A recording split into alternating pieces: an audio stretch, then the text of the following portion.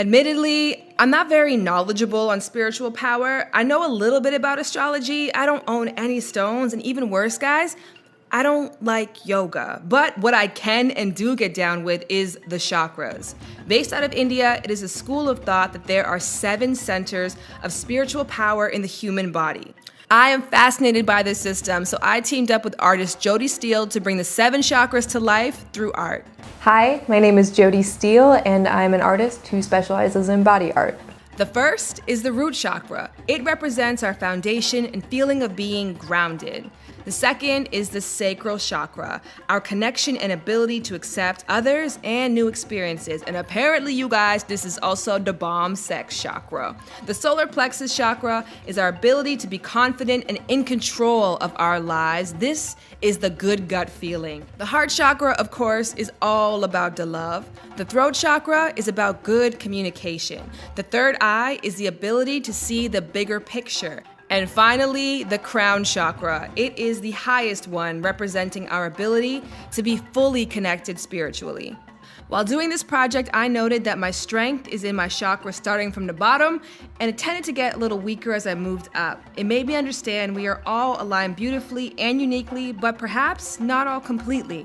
Experts say we should look at the chakras as 7 energetic centers, which our energy flows through. Now, often when our emotions are out of balance, these centers become blocked, which can manifest as illness, aches, or pains in the body. So, it is extremely important to know which centers are which and how we can balance them. Now, as I've expressed in my video about my career, my third eye, aka identifying and focusing on the bigger picture, is absolutely not one of my strengths. I've seen this fault of mine manifest in many areas of my life, including my bad case of chronic tardiness and poor time management, my very responsive nature in which I often react first and consider the bigger picture later, and finally, my general discomfort around long-term planning. Now, contrastly, the artist that I worked on this project with, Jody Steele, has a very sharp third eye.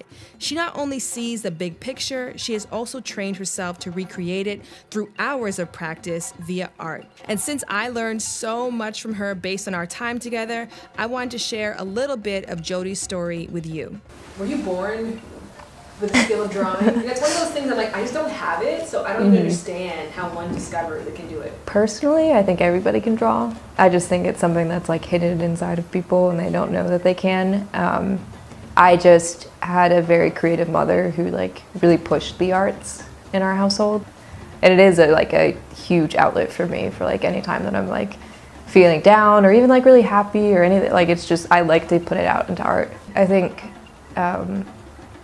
when I did have body image issues, I definitely wasn't connecting with my own art as much. And it was the same reason I hadn't done a piece on myself, the body image one, because I had that idea months before I had actually done it. And I never felt like the timing was right. I think specifically with body art, for me, sometimes it's really sad to see somebody who really wants to be drawn on, but they're not comfortable with a certain part of their body.